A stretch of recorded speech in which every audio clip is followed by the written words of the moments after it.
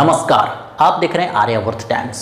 तेजस्वी यादव जो कि बिहार के पूर्व उप मुख्यमंत्री भी रह चुके हैं, नेता प्रतिपक्ष हैं और आज की तारीख में राष्ट्रीय जनता दल के सर्वे सर्वा हैं, ये कहा जा सकता है। भले अध्यक्ष पद का जो मान है वो लालू प्रसाद यादव जी को रखने के लिए दे दिया गया है, लेकिन पूरी व्यवस्था सब कुछ तेजस्वी यादव के हाथ में है। बड़ा सवाल ये है कि क्या तेजस्वी यादव कभी लालू प्रसाद यादव जी बन सकते हैं? जिस तरीके से कई वर्षों तक मुख्यमंत्री रहे लालू प्रसाद यादव जी, फिर रेल मंत्री रहे, ना सिर्फ बिहार की राजनीति में बल्कि देश की राजनीति में भी बड़ी भूमिका निभाई लालू प्रसाद यादव जी। और उनकी छवि कुछ अलग तरीके की थी, देश में सबसे बड़े नेताओं में उनका नाम आता था। और तेजस्वी यादव भी अपनी पॉलिटिकल करियर की शुरुआत कुछ वर्ष पहले की, कई वर्षों से बिहार की राजनीति में इन्वॉल्व हैं, देश में भी काफ़ी चर्चा में रह रहे हैं। आजकल बहुत सारे कंट्रोवर्सीज भी इनको लेकर के हो रहे हैं, जिस तरीके से चाहे वो दशहरे में मछली खाने की बात हो या फिर कोई भी बात हो, तमाम तरह की बातें आप सभी सुन रहे हैं। लगातार जब मंच से ये प्रधानमंत्री मोदी जी को चैलेंज करते हुए दिखे कई बार, और इस लोकसभा चुनाव में जिस तरीके से भाषण देते हुए नजर आए, बहुत सारे लोगों का मानना था कि तेजस्वी यादव बहुत बड़े नेता के रूप में उभर रहे हैं। और निश्चित तौर पर प्रभावित जरूर उन्होंने किया। अपना जो 17 महीने का उनका कार्यकाल उप मुख्यमंत्री के रूप में रहा, उन्होंने काफ़ी प्रभावित किया। और उस दौर में बहुत सारी नौकरियां निकाली गई, वैकेंसीज निकाली गई, जिसको लेकर के लोगों का ये कहना, और खुद तेजस्वी यादव और उनकी मीडिया टीम ने इस बात को खूब प्रमोट किया कि तेजस्वी यादव ने ही उन नौकरियों का सृजन किया, इन्हीं की वजह से वो सारी नौकरी आई। लेकिन फिलहाल इसमें कितनी सच्चाई है, क्या है, आगे किसी और वीडियो में बात करेंगे।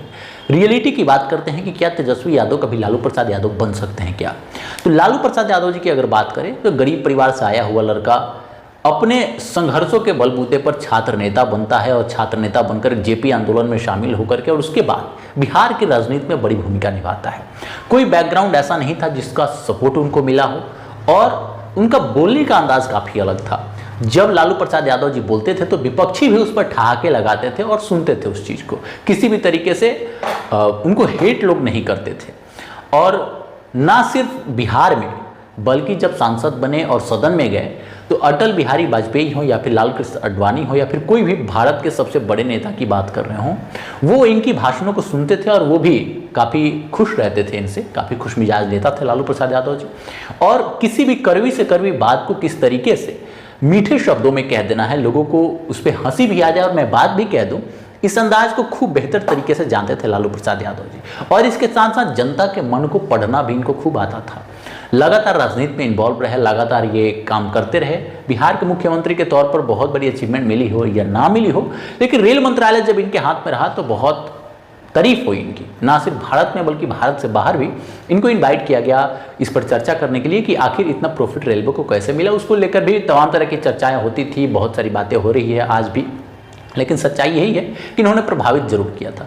तो अगर दोनों में अंतर की बात की जाए, तेजस्वी यादव को देखा जाए तो इन पे पहले ही सीधा टैग लग जाता है कि युवराज हैं, यानी लालू प्रसाद यादव जी के बेटे के होने की वजह से इनको कम आंका जाता है। लोगों का ये मानना होता है कि अगर आपका बैकग्राउंड कुछ उससे रिलेटेड रहा है और आप डायरेक्ट किसी भी पार्टी में बड़ी पहचान बना पाते हैं तो आपकी काबिलियत पर वहाँ पर सवाल उठाए जाने लगते हैं, जबकि ऐसा नहीं भी होना चाहिए। परंतु दोनों में सबसे बड़ा अंतर यही है कि लालू प्रसाद यादव जी को उससे पहले उनके परिवार को कोई नहीं जानता था उनसे पहले, और उन्होंने अपने बलबूते पर, अपने संघर्ष के दम पर, अपनी काबिलियत के दम पर, अपनी बुद्धि के दम पर बिहार में पहचान बनाई, देश में पहचान बनाई। लेकिन तेजस्वी यादव को आज भी लालू प्रसाद यादव जी के बेटे के रूप में या फिर युवराज के रूप में ही देखा जाता है। इसके साथ ही साथ उनके जो बोलने का अंदाज था, उस बोलने के अंदाज से देश के सबसे बड़े से बड़े नेता प्रभावित हो जाते थे।